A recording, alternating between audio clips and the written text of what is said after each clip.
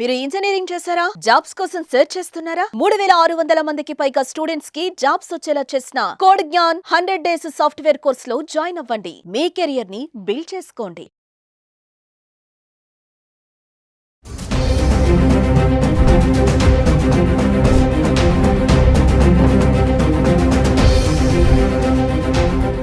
నమస్తే, welcome back to Suman TV. ప్రస్తుతం మనతో పాటు ఉన్నారు legendary award winner in real estate, TEDx speaker, analyst doctor Nandi Rameshwar Rao గారు. నమస్తే సార్. సార్, గోల్డ్ గురించి చూసుకుంటే మనం చాలా వీడియోలు చేసాం. బంగారం సార్ మరి అలా వెళ్ళిపోతుంది పరిగెత్తుకుంటూ. ఎంత కొనుక్కున్నారు? ఏం కొనుక్కోలేదు, ఎక్కడ కొంటాం సార్, 1,00,000 అయిపోతే గోల్డ్. అయితే సార్, ఇప్పుడు మరి అక్షయ తృతీయ వస్తుంది ఎల్లుండు. అంటే గత 10 సంవత్సరాల నుంచి చూసుకుంటే 2014 నుంచి 2024 వరకు చూస్తే 10 సంవత్సరాల్లో ఎంత పెరిగింది అనుకోవచ్చు, ఎంత శాతం పెరిగింది అనుకోవచ్చు? 2014లో ఐ థింక్ మన ఇదేంటి టీఆర్ఎస్ కూడా ఫామ్ అయ్యి కొత్త స్టేట్ అయింది. అప్పుడు చూసుకుంటే కనుక మీరు నాకు తెలిసి 38,000 ఉంది. అక్కడ నుండి పోలిస్తే జనవరి 25కి 78,000 ఉంది. ఫిబ్రవరికి 84,000 అయింది.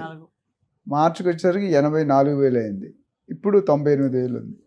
సో ఓవరాల్గా చూసుకుంటే 10 సంవత్సరాలు 11వ సంవత్సరం ఆల్మోస్ట్ 218 టైమ్స్ పర్సంటేజ్ పెరిగింది. 218% పెరిగింది. అంటే ఇట్స్ వెరీ గుడ్ జంప్.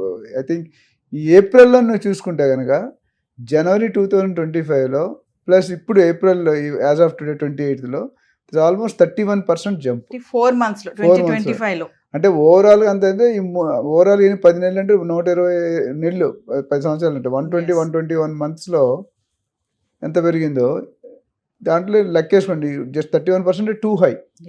గత 2-3 నెలల్లోనే మనం చూసుకుంటే 78, 84, 86, 98 అంటే ఆల్మోస్ట్ ఎవ్రీ మంత్కి 5-6-7% పెరుగుతూనే ఉంది. ఆల్మోస్ట్ 31% అంటే. సో ఈ పెరుగుదల ఎందుకంటే విరుగుదల కోసం అంటారు. అప్పుడు సామెత ఉంది అట్లా. ఏంటంటే గోల్డ్ అనేది డిమాండ్ పెరిగింది మార్కెట్లో. ఎందుకంటే అంతకుముందు కూడా చెప్పి మళ్ళీ రిపీట్ చేస్తాను, గోల్డ్ని అంతకుముందు ఒక ఆభరణంగా చూసేవారు.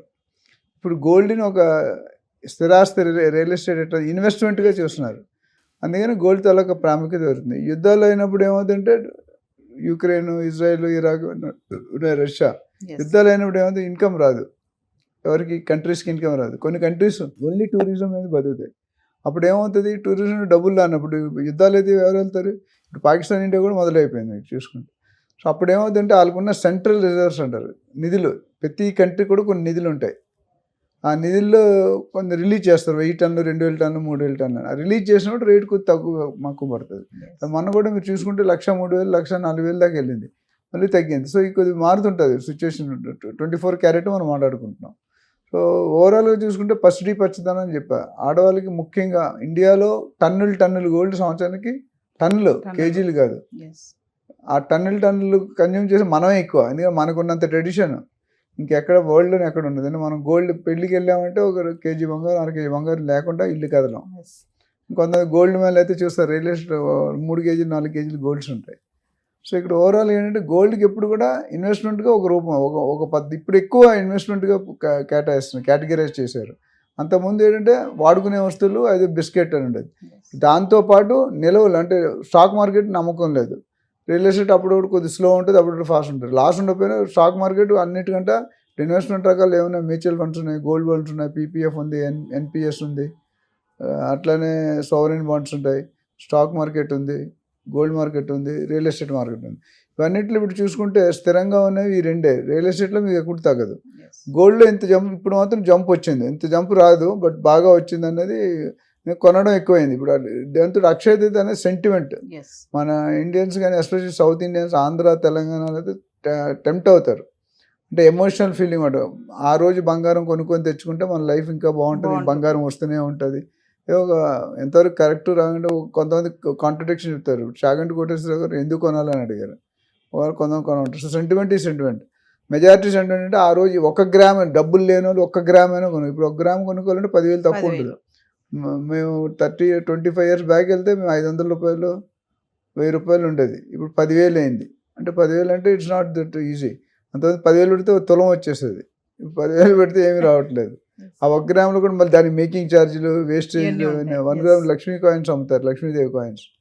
సో ఓవరాల్ అంటే గోల్డ్లో ఇన్వెస్ట్ చేయడం మంచిది. డబ్బులు ఉంటే మాత్రం నేను అంతమంది కూడా చెప్పాను, ప్రతి ఇంట్లో కూడా 1/2 kg to kg గోల్డ్ ఇంట్లో ఉంచుకోవడం, నిల్వ ఉంచుకోవడం మంచిది. అయితే ఆర్నమెంట్ రూపంలో కానీ గోల్డ్ బిస్కెట్ రూపంలో కానీ నేను అది ఒకటే ఇమ్మీడియట్లీ అన్కాషబుల్. అంటే మీకు లిక్విడ్ గా ఎమర్జెన్సీ వెంటనే వస్తుంది మనకి. ఆరోగ్యరీత్యా కానీ మీ పిల్లల చదువు కానీ పెళ్లి కానీ ఏదైనా ఒక ఈవెంట్ చేయాలనుకుంటే డబ్బులు మనకి లక్షల్లో కావాలి. Yes. ఇప్పుడు స్టాక్ మార్కెట్లో పెట్టుకున్నారు ఇమ్మీడియట్గా రావు, ఎందుకంటే వస్తుంది, మంచి రేట్ వస్తుంది కానీ టైం పడుతుంది.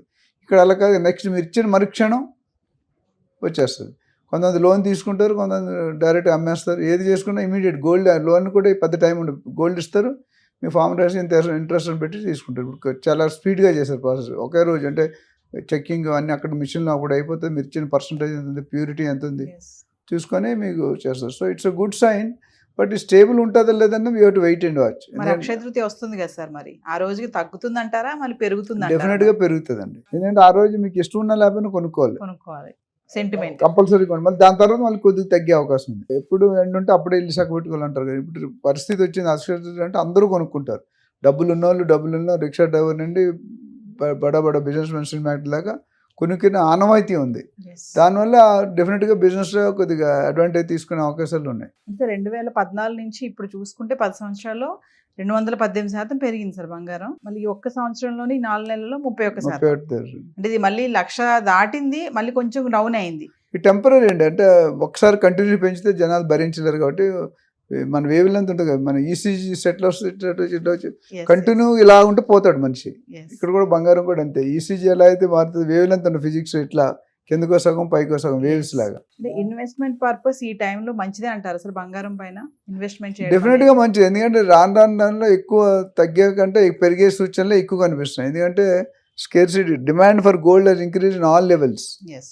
ఇప్పుడు ఫారినర్స్ ఉన్నారనుకోండి, వాళ్ళు 2 గ్రాములు 3 గ్రాములు అసలు వేసుకోరు గోల్డ్. మనకి ఉంగరాలు కానీ సెంటిమెంట్ రకరకాల రీజన్స్ ఉన్నాయి. కొన్ని వాస్తు ప్రకారం హెల్త్ బౌలర్ అని 9 టైప్స్ ఉంటాయి కదా స్టోన్స్. Yes. నవగ్రహాలు. నవగ్రహాలు 9 రకాలు పెట్టుకుంటారు, ఎల్లో, వైట్, రూబీ, సఫైర్ ఇవన్నీ. Yes. సో దానికి కావాలంటే గోల్డ్లో పెట్టుకోండి. వెండి కూడా పెట్టుకోవచ్చు కానీ చాలా మంది గోల్డ్ గోల్డ్ పెట్టుకుంటే మోర్ పవర్ఫుల్ అంట. Yes. వెండి పెట్టుకుంటే కొద్దిగా రాగి పెట్టుకుంటే ఇంకా తగ్గ. అంటే డబ్బులు లేని వాళ్ళు రాగి పెట్టుకుంటారు, తర్వాత సిల్వర్, తర్వాత గోల్డ్. సో ఓవరాల్గా ఇట్స్ గుడ్. బట్ రేట్ అనేది పెద్దగా తగ్గుతుంది డెఫినెట్గా. కొద్దిగా తగ్గి మళ్ళీ పెరుగుతుంది. 1 lakh బెంచ్ మార్క్ అయిపోతుంది. Yes. అంటే ఏదేమైనా అక్షయ తృతీయకి మాత్రం మహిళలు ఎక్కడ తగ్గరనే అంటారు బంగారం కొనే మహిళలు విషయంలో. తగ్గరు, బంగారం తగ్గరు.